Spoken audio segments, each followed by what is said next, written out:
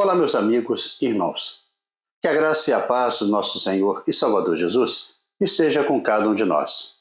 Começamos aqui mais uma lição da revista Palavra e Vida, produzida pelo Departamento de Educação Cristã, juntamente com o Departamento de Comunicação da Convenção Batista Fluminense.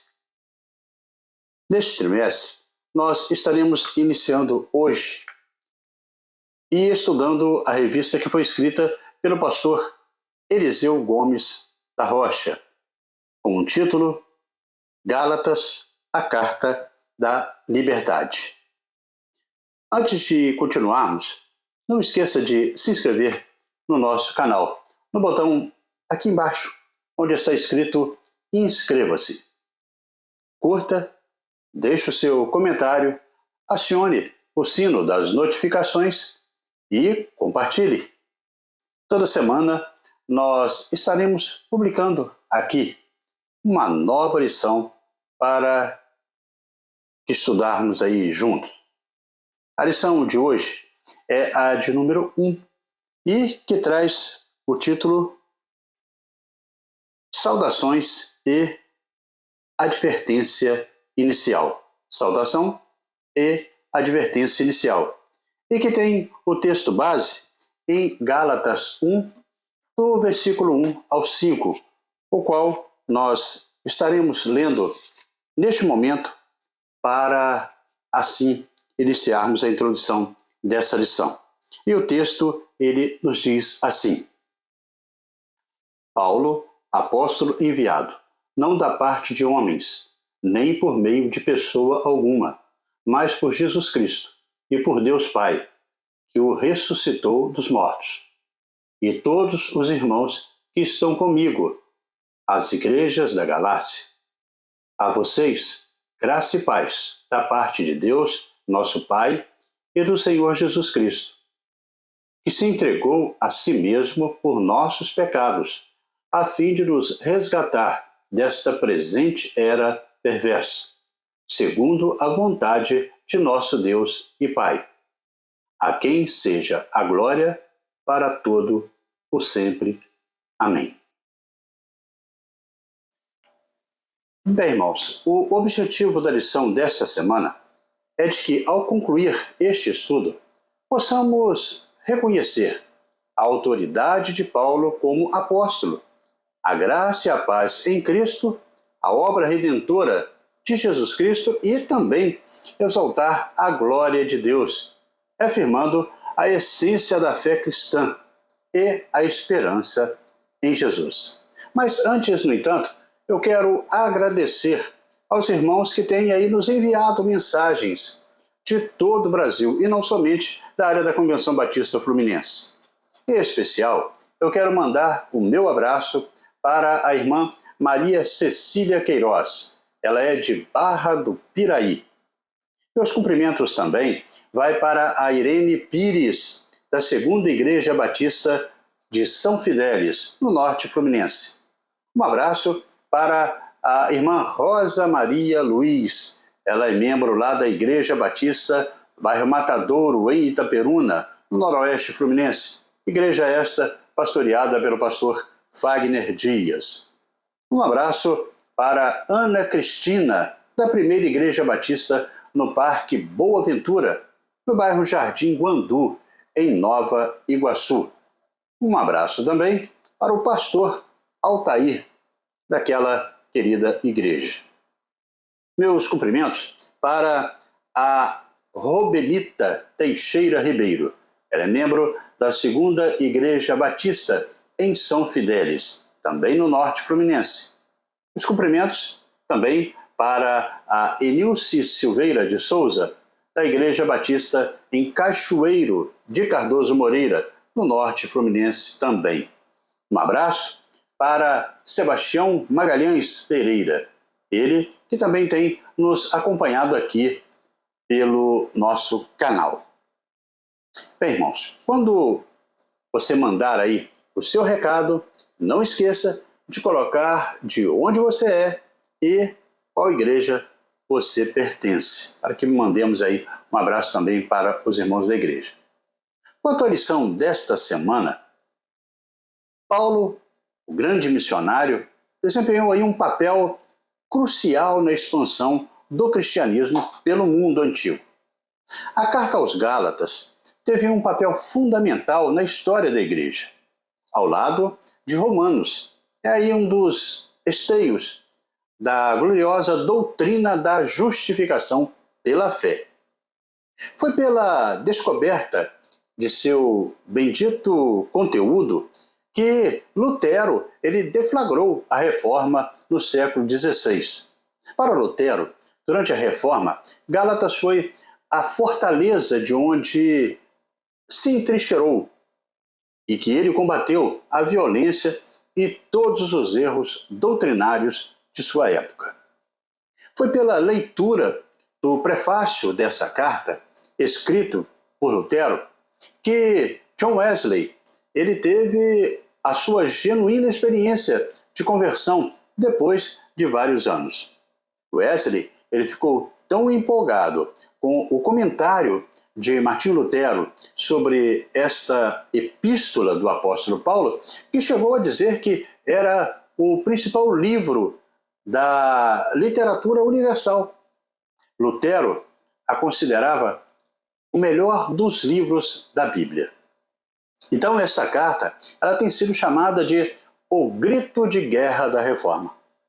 Após fundar várias igrejas, o apóstolo Paulo ele tinha continuado a orientá-las e também cuidar das igrejas por meio de cartas que eram enviadas para elas, mesmo enfrentando aí prisões, perseguições e ameaças de morte.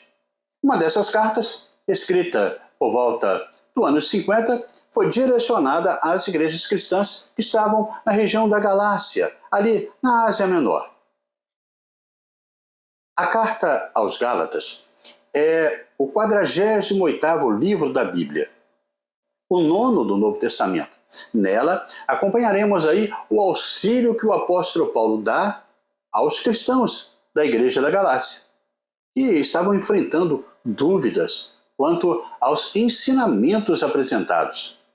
Como parte dos cristãos era formada aí por judeus, a outra por gentios, havia então uma dúvida entre eles em relação a ambos seguirem as mesmas leis e ensinamentos, visto que possuíam aí vivências e tradições bem distintas. Um exemplo clássico era a questão da circuncisão, que era praticada pelos judeus e não pelos gentios. Paulo foi alertado de que alguns judeus estavam seguindo as leis de Moisés a fim de receberem a salvação, afastando-se do evangelho. À medida que a igreja crescia, muitos gentios se convertiam, o que estava incomodando os cristãos judeus de Jerusalém. Surgiu então um grupo de mestres na igreja da Galácia que pressionava os gentios a adotarem costumes e rituais da lei de Moisés, como a circuncisão e hábitos também alimentares, e alegando que só assim seriam aceitos por Deus. Dessa forma, nesta carta, o objetivo do apóstolo Paulo era esclarecer a todos que a salvação vem através da fé no Senhor, e não a realização de obras baseadas nas leis de Moisés. O apóstolo alerta aos cristãos judeus e também gentios que os dois eles devem crer no Senhor para que fossem salvos. Isso era o mais importante a fazer. Ambos deveriam unir-se no amor e fé ao Senhor. Paulo ainda repreende aqueles que estavam se desviando dos caminhos de Deus e indo para outras doutrinas. Temendo que essas dúvidas estivessem afastando as pessoas do Senhor, o apóstolo ele auxilia a todos, mostrando a necessidade de nos voltarmos para Deus e de que apenas através da fé e confiança no Senhor que seremos salvos. Paulo também, ele aborda as tribulações que foram enfrentadas pelos cristãos, especialmente as divisões sociais e racistas nas igrejas. Paulo, ele combateu energicamente essa distorção, afirmando que abandonar o verdadeiro evangelho equivale a perder a essência do cristianismo. A carta aos Gálatas é um tratamento de choque para uma igreja que está com o pé na estrada da apostasia. E um brado de alerta também para os que seguem desatentamente os lobos travestidos de ovelhas. É o estandarte da liberdade para uma igreja que está colocando o pescoço, outra vez, na canga da escravidão. Estudar esta carta, esta epístola, é receber um poderoso antídoto contra esses terríveis males que atacaram a igreja ontem e ainda hoje está perturbando a igreja de Cristo. E desta maneira chegamos ao primeiro tópico da nossa lição, que traz o título Paulo se manifesta. Paulo se manifesta. Desde a visita de Paulo às cidades da Galácia, as igrejas que ele fundou passaram a ser incomodadas por falsos mestres, chamados de judaizantes. Esses falsos mestres, eles lançavam um forte ataque contra a autoridade de Paulo e contra o Evangelho.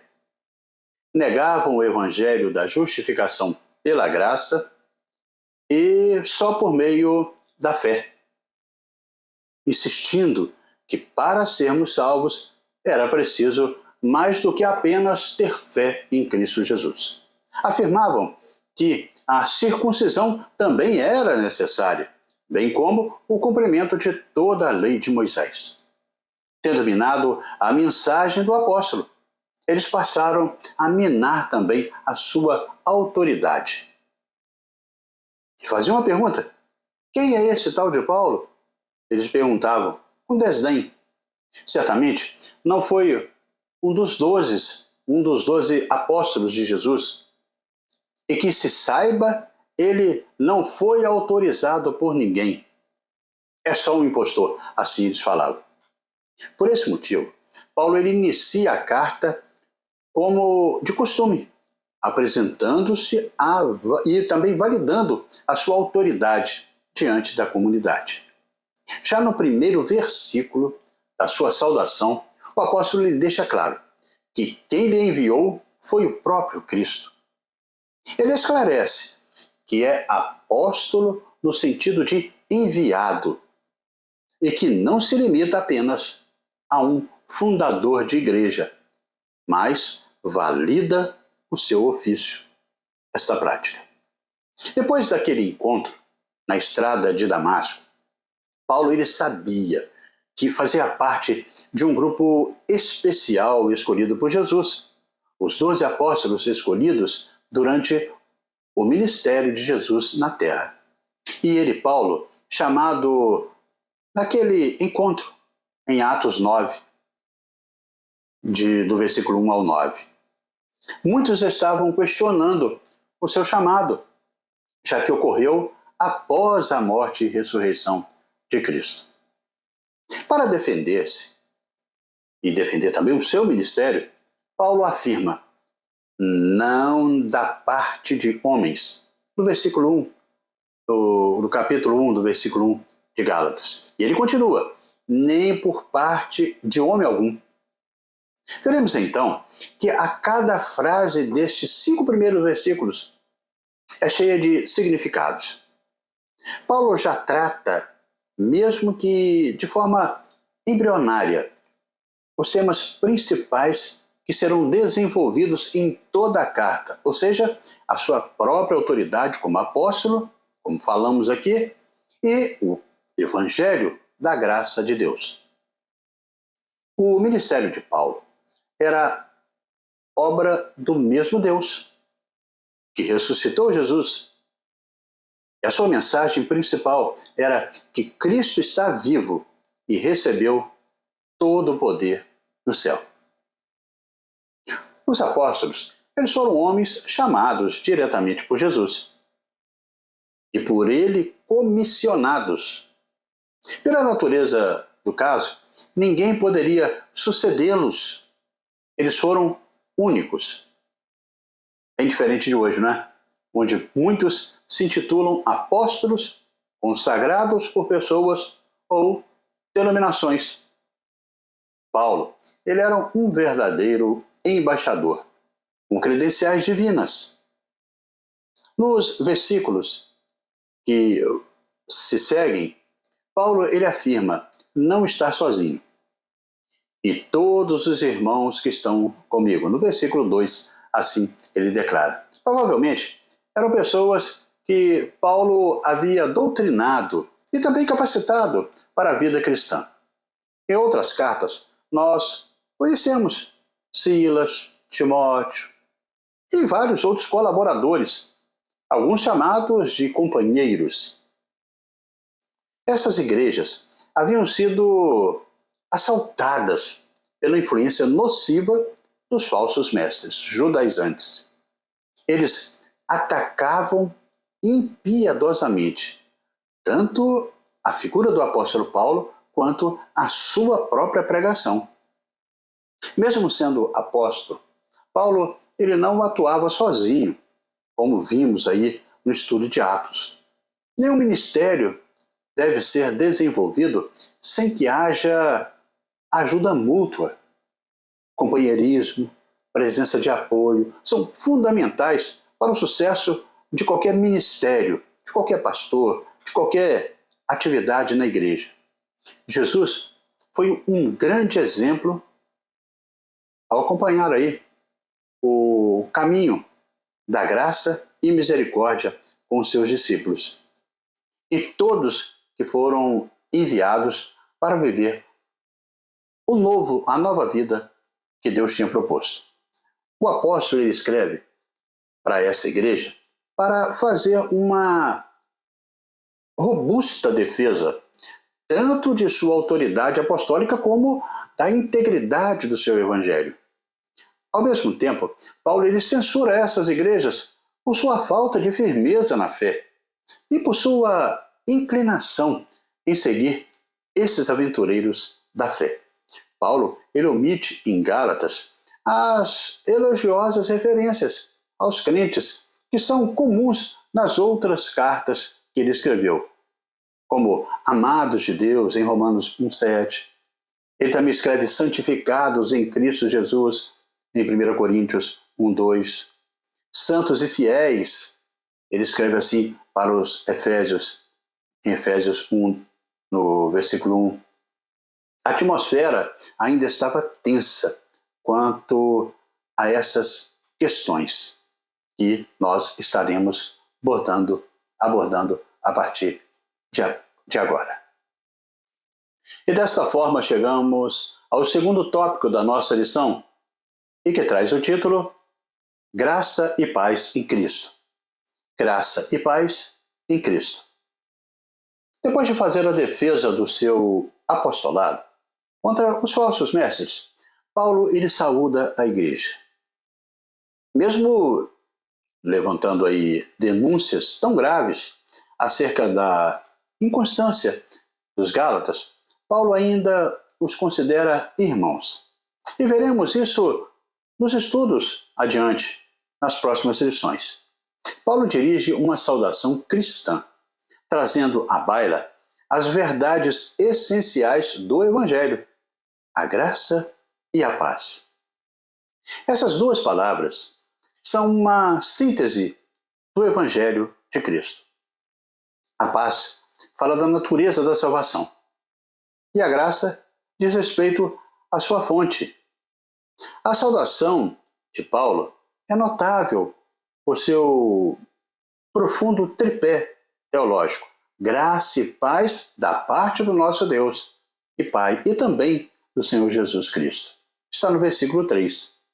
Martim Lutero diz apropriadamente que a graça liberta do pecado, enquanto a paz ela acalma a consciência atribulada pelo pecado. Já que o pecado e a consciência são os dois carrascos que nos afrontam, a graça trabalha na remissão dos pecados e a paz ela atua no apaziguamento da consciência atormentada.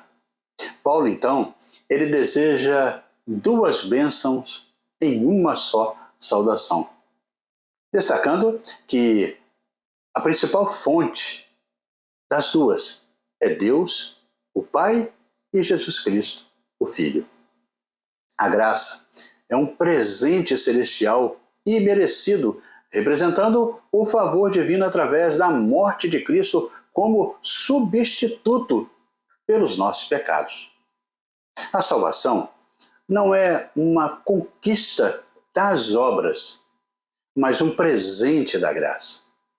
Não é um troféu que ostentamos, mas uma dádiva imerecida que nós recebemos.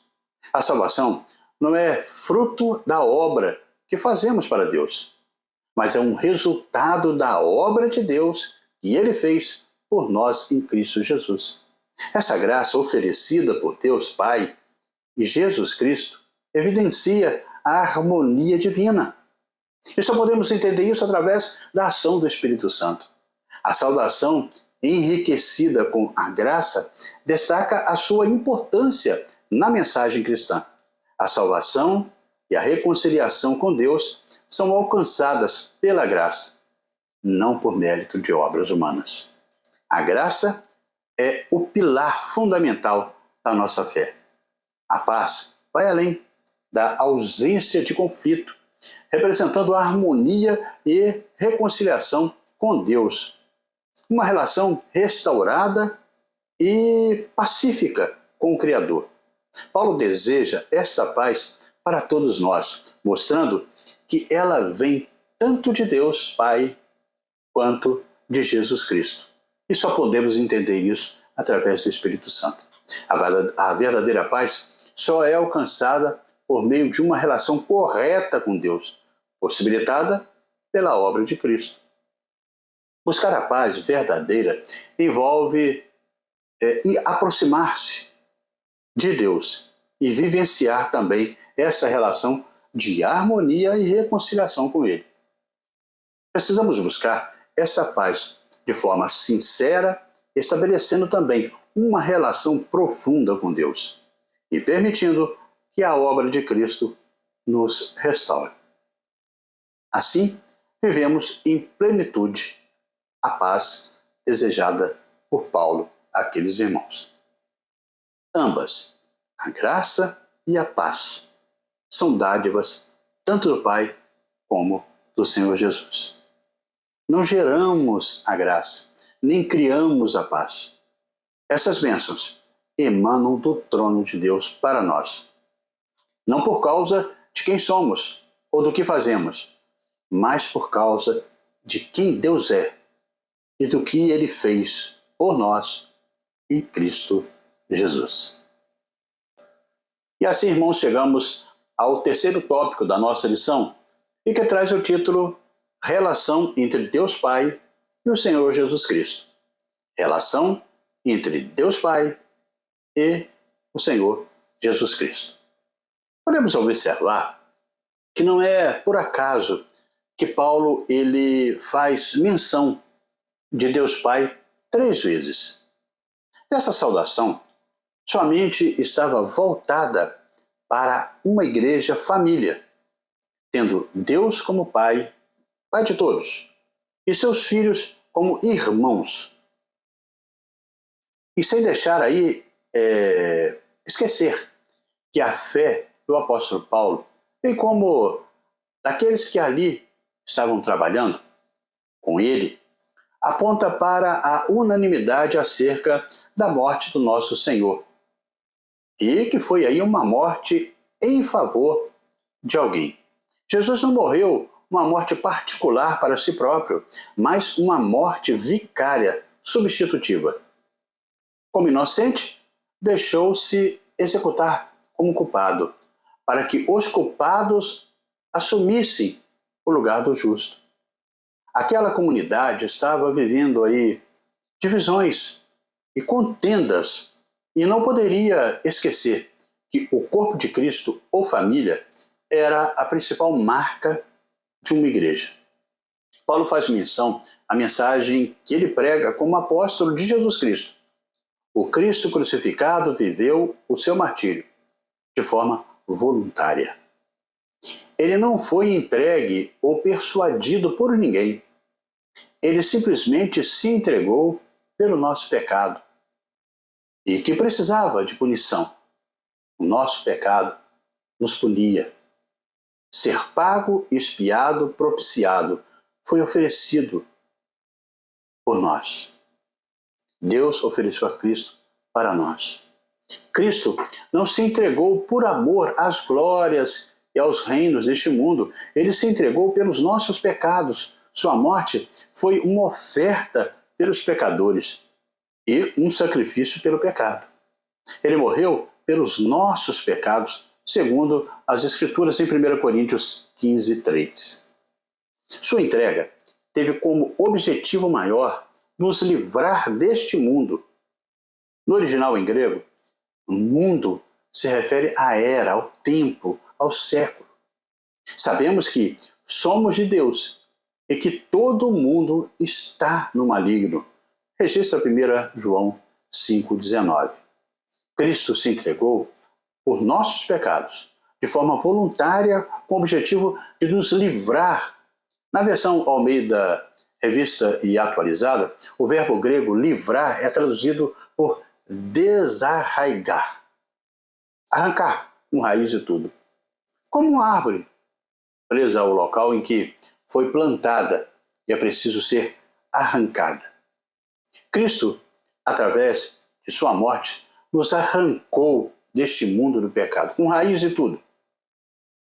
Pois estávamos como uma árvore presa pela raiz. Foram os nossos pecados que o levaram à cruz. Ele entregou o seu corpo no madeiro os nossos pecados e por eles foi transpassado. Martim Lutero, ele interpreta brilhantemente esse versículo nos seguintes termos: ele deu o quê? Não ouro nem prata, nem animais de sacrifício, nem cordeiros pascais, nem anjos, mas a si mesmo. Pelo quê? Não por uma coroa, nem por um reino, nem por nossa santidade ou justiça, mas por nossos pecados. A mensagem de Paulo não era dizer que Jesus Cristo morreu para nos fazer felizes, resolver nossos problemas ou trazer conforto, como a mensagem de prosperidade pregada aí hoje em todo o Brasil. Os judaizantes estavam pervertendo o evangelho ao acrescentar as obras e os méritos humanos à perfeita e cabal obra de Cristo. Com isso, buscavam glória para si mesmos. Mas a obra de Cristo foi completa e perfeita. O que Paulo enfatiza é que Jesus veio nos libertar, arrancar pela raiz deste mundo tenebroso. Tudo isso estava em acordo com a Trindade. O Pai planejou, o Filho executou e o Espírito Santo veio confirmar e aplicar a obra através dos séculos. Essa é a razão pela qual podemos desfrutar da vida em liberdade em Cristo, pois em Cristo fomos arrancados, desarraigados deste presente século, através do seu ato voluntário em morrer pelos nossos pecados. Isso é vida eterna, hoje e sempre. O Evangelho é uma libertação, uma emancipação de um estado de servidão. O cristianismo é a religião da libertação. E neste momento chegamos à conclusão desta primeira lição deste terceiro trimestre da revista Palavra e Vida. Bem, irmãos, você já foi enganado alguma vez? Você já foi convencido por um bom orador ou por um bom livro, só para descobrir depois que tudo estava errado? É mais fácil sermos enganados quando somos mais novos e não estamos aí bem informados sobre algum assunto. Os cristãos de Gálatas estavam nesta exata posição quando os falsos mestres desferiram um ataque ao Evangelho da Graça e à autoridade do apóstolo Paulo. Deste modo, a partir do estudo que iniciamos nesta semana, poderemos tirar algumas lições para o nosso aprendizado. Na lição de hoje, por exemplo, vimos primeiramente Paulo. Ele foi constituído apóstolo pelo chamado direto de Jesus Cristo. Cristo ressurreto, não por homens ou conselhos apostólicos, como vemos hoje. Os apóstolos foram pioneiros do cristianismo e que estava em expansão naquele período. Tudo o que precisamos está nas Escrituras, suficiente para a nossa vida cristã. Em segundo lugar, a morte de Jesus Cristo foi um ato voluntário. Ele se entregou para a nossa libertação, a libertação deste mundo, desse mundo tenebroso, né? A nossa salvação não depende de obras caridosas ou vida simples, mas de ato de amor de Cristo, pagando o preço na cruz pelos nossos pecados. Por fim, o ato voluntário de morrer na cruz foi em harmonia com a Trindade, o Pai, o Filho e o Espírito Santo. Somos redimidos e abençoados com a presença de Deus em nossa vida. Prosperidade, cura, paz, alegria, são consequências secundárias de uma vida em Cristo. Deus pode nos conceder essas coisas, mas elas não são o centro do Evangelho e nem sequer da salvação. A salvação em Cristo, através da cruz, é o verdadeiro livramento. O livramento deste mundo tenebroso para o mundo vindouro. O que o apóstolo fez, de fato, nesses versículos introdutórios, foi apresentar 3 pessoas da ação divina da salvação humana. O primeiro é a morte de Cristo pelos nossos pecados para nos resgatar desta presente era maligna. O segundo passo é a designação de Paulo como apóstolo para testemunhar de Cristo que morreu e ressuscitou. E o terceiro é a dádiva de graça e paz que Cristo conquistou para nós que cremos e da qual Paulo ele estava testificando. Em cada um dos 3 passos aí, o Pai e o Filho agiram e continuam a agir em conjunto. E nós entendemos isso só pela ação do Espírito Santo. Não é de admirar que Paulo ele encerra esta parte com um cântico de louvor. E dessa forma, amigos e irmãos, chegamos ao nosso momento para pensar e agir, com 3 reflexões propostas pelo pastor Eliseu Gomes da Rocha. A primeira proposta é: você tem buscado a verdadeira paz, como apresentado pelo apóstolo Paulo, diante das lutas deste mundo? Em Gálatas, Paulo ele explica que a graça de Deus foi efetivada pelo desprendimento do próprio Deus ao entregar o seu filho à morte de cruz. Com efeito, sem essa oferta graciosa da parte de Deus, todos nós estaríamos perdidos. O apóstolo assim registra Isso em Romanos 3, no versículo 23. A segunda proposta é: você reconhece que a graça é a ação de amor de Deus pela sua vida, mesmo quando as coisas não estão bem?